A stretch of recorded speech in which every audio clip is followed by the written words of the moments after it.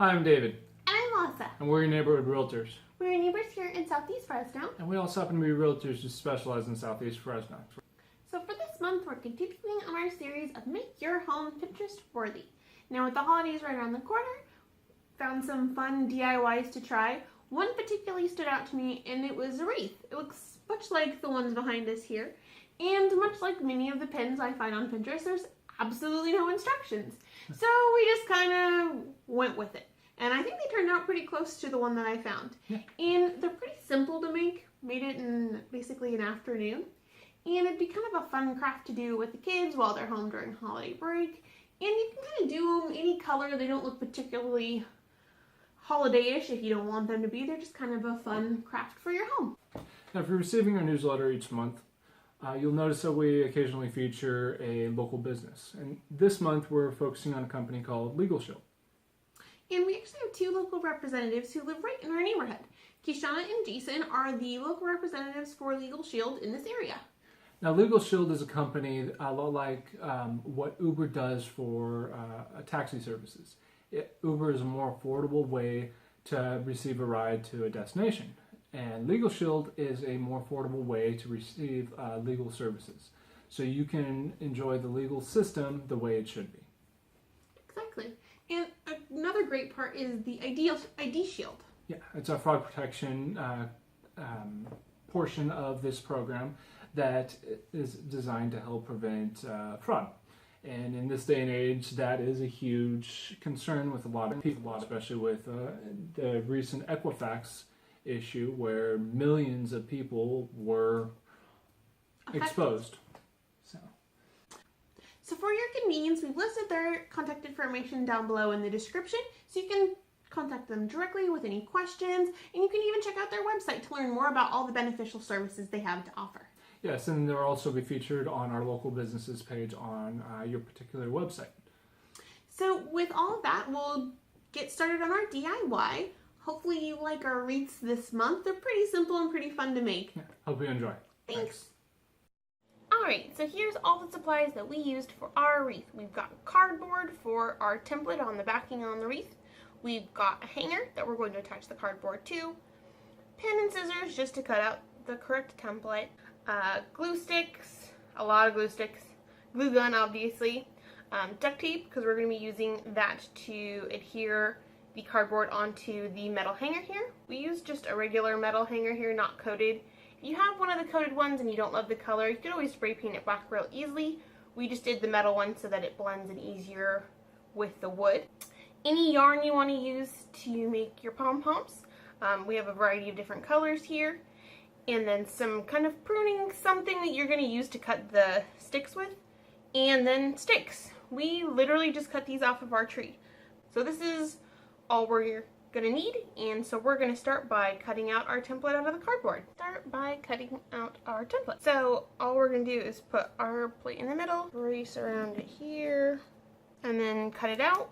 The reason why we use cardboard is we need something to glue the sticks down to, and it's a nice brown color, so if you do see it underneath the sticks kind of peeking through, you really can't tell that it's cardboard and not just more of the sticks.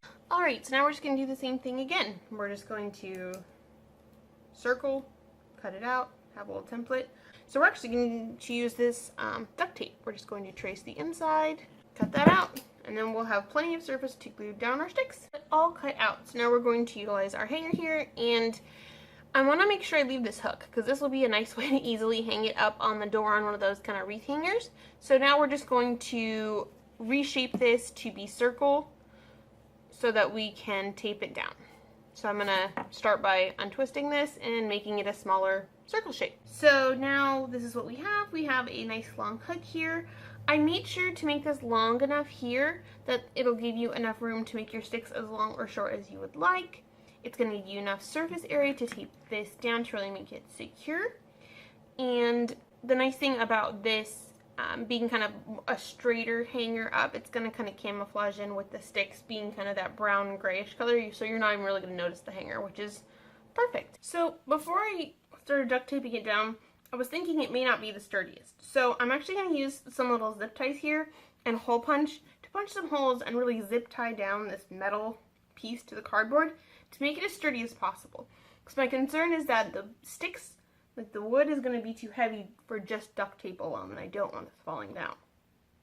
So I'm just going to zip tie down. I'm probably going to put some holes, probably one here, and then 2 on each side to really make sure it's nice and sturdy on this cardboard. And then we'll start gluing down our sticks. Alright, as you can see, we zip tied those down. At first I tried doing holes this way, which really doesn't make sense since the wire's going the other way, hence the extra holes. So now we've got these zip tied, so now we're going to use our duct tape to tape the rest of it down just to make it extra secure and nice and flat, and then glue on some sticks. Alright, so as you can see, we have it all duct taped down on the back here. This is what the front looks like. So now, time to start laying out our sticks. So, ours are really long, obviously.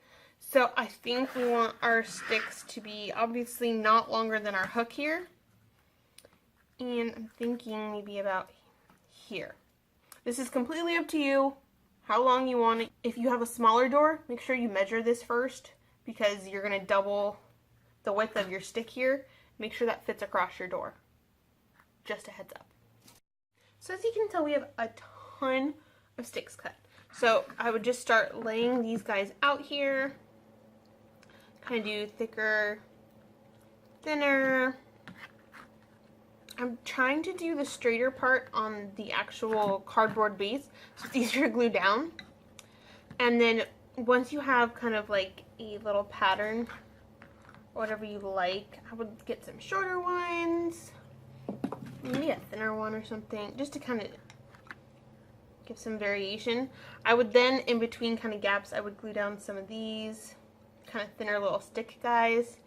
So I'm just going to start gluing down and laying out as much as I can so that I can start covering up any gaps with these little sticks here.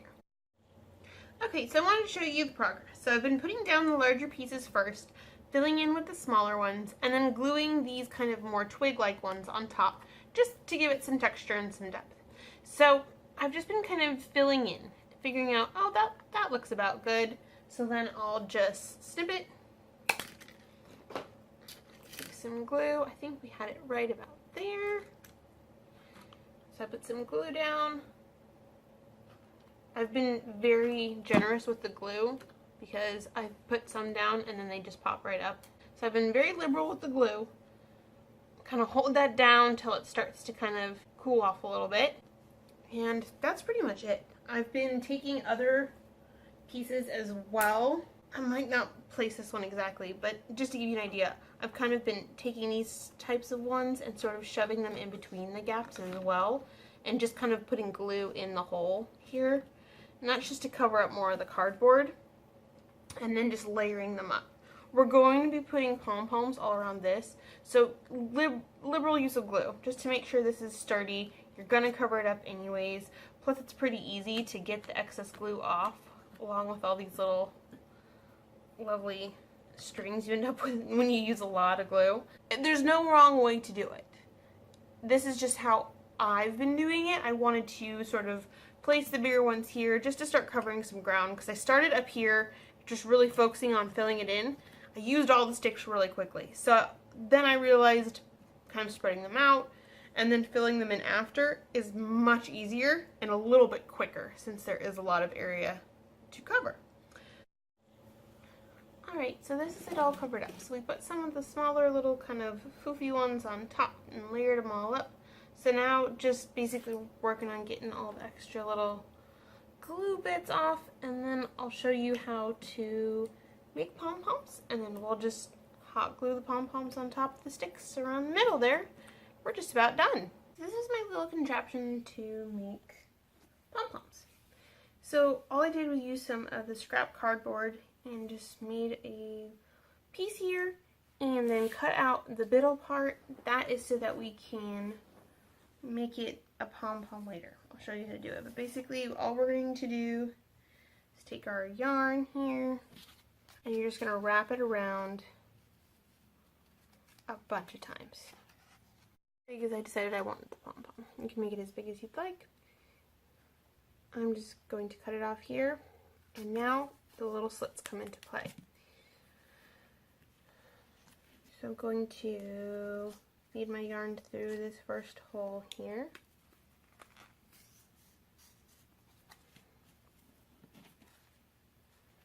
Then I'm going to, this is just an extra little piece I cut. It doesn't need to be this long.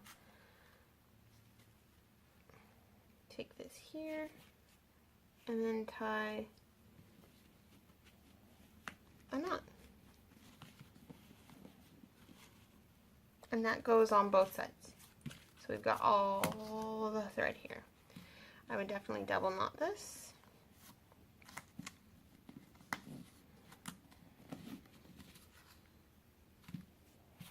And now you cut it off this thing. So you just go underneath the yarn and cut it all right down the middle. So now you can just slide it right out. And as you can see, you've got your pom-pom. Now after you have it out, I would do another knot because it gets a little loose once you take it off. I'm only worried about making the pom-pom be fluffy on this side since it's going to be glued directly on to the wreath. If you made it a full round pom-pom, it's actually going to be really hard to glue down from experience. So if you make this side kind of flat and just make all the poof come on this side, just kind of trim it, even it all up, however you would like it. It's going to be a lot easier to glue down, and it's going to be way, way easier. So now I'm just going to trim it and make it look all pretty, all about the same length. And then I'm just going to repeat the exact same thing over and over again. Alright, so as you can see here, our wreath is all done, our pom-poms are all done. I decided not to do the black, so those are just hanging out. So I'm basically just going to put glue down, maybe a little bit of glue on pom-pom, and just stick it in. And just continue our little design. I just went from dark to light and figured why not. But you can do, I've done ones with solid pom-poms, one color all the way around, or you can do holiday colors, or pretty much whatever floats your boat. This is how ours is going to look once it's all glued down. Kind of a dark to light. And then you're done.